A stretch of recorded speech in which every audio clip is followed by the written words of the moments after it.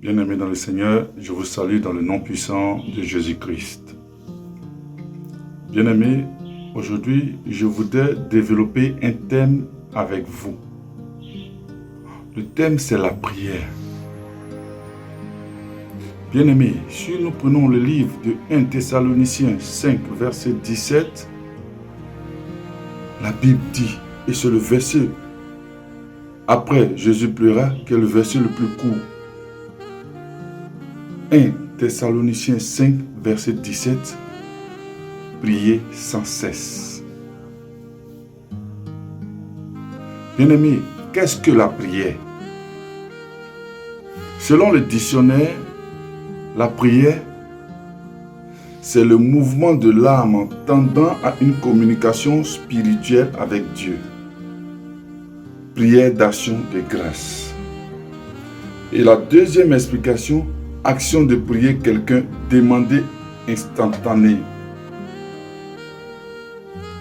Maintenant, dites-moi, est-ce que de la manière que nous prions à l'église, est-ce la bonne manière?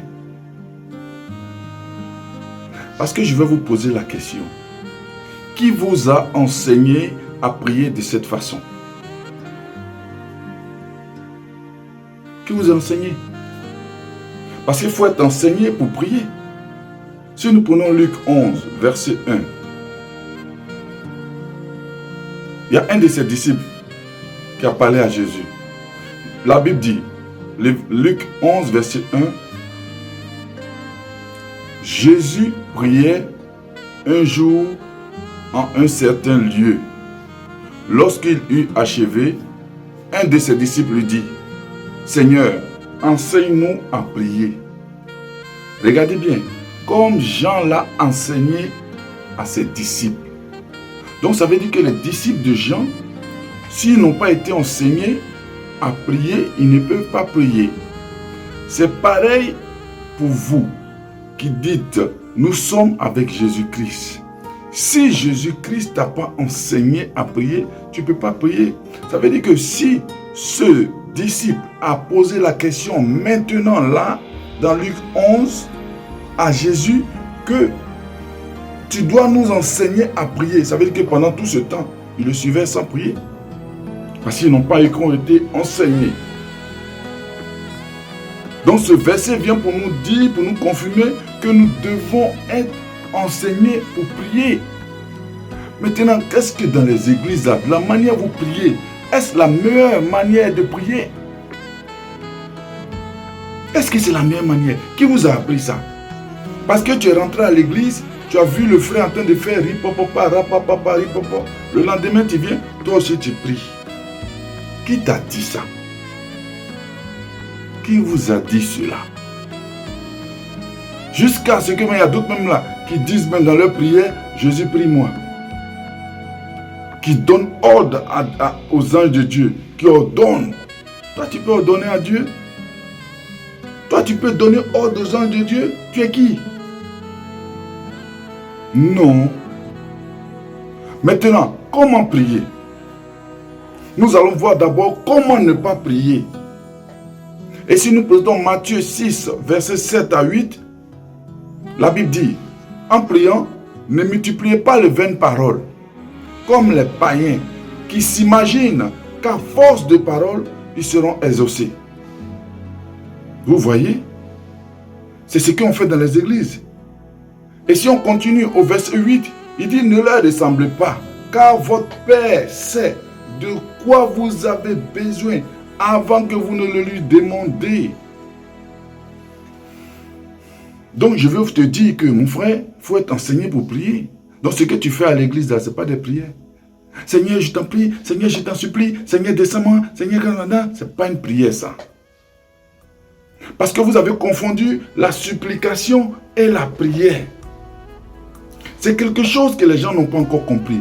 Il y a la supplication et il y a la prière. Nous supplions Dieu. Oh Seigneur, je t'en supplie, guéris cet homme. Oh Seigneur, je t'en supplie, donne-moi la force. Oh Seigneur, je t'en supplie. Ça, ce n'est pas une prière. Supplication, ça veut dire quoi? Prière instantanée. faites à l'occasion d'une soumission, d'une situation, une attitude d'une personne qui supplie. C'est ça qu'on appelle la supplication. Amen. Or, la prière, c'est le mouvement de l'âme tendant à une communication spirituelle avec Dieu. Donc, ça veut dire que la supplication, c'est ce que vous faites, vous appelez prière. Mais si je ne veux pas aller loin, que je veux m'arrêter là, quand le disciple a demandé à Jésus, enseigne-nous à prier, il a enseigné Jésus à prier. Excusez-moi, il a enseigné le disciple à prier. Amen. Ne confondez pas.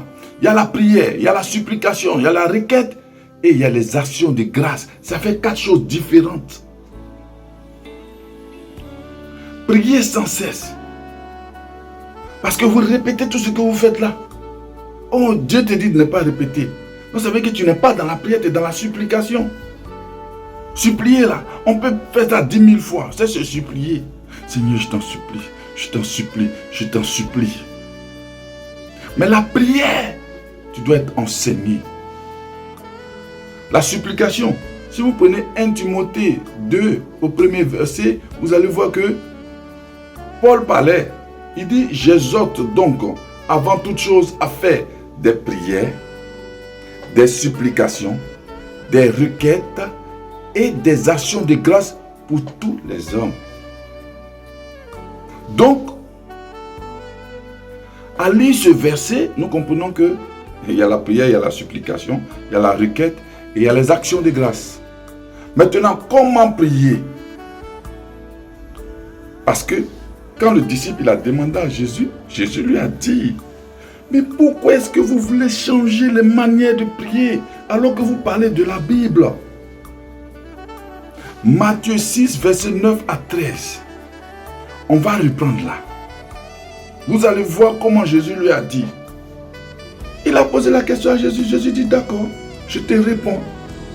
Voici comment vous devez prier.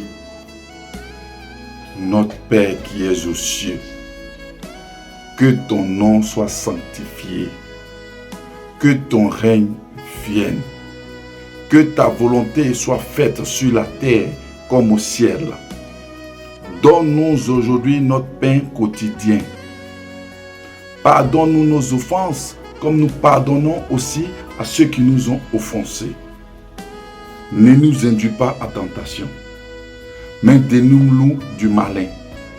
Car c'est à toi qu'appartient pour des siècles et des siècles la gloire, le règne et la puissance. Amen.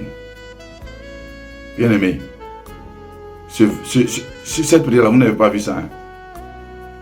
Jésus n'a pas dit, si tu veux prier, il faut penser à ça. Il dit, dites. Il dit, il faut dire.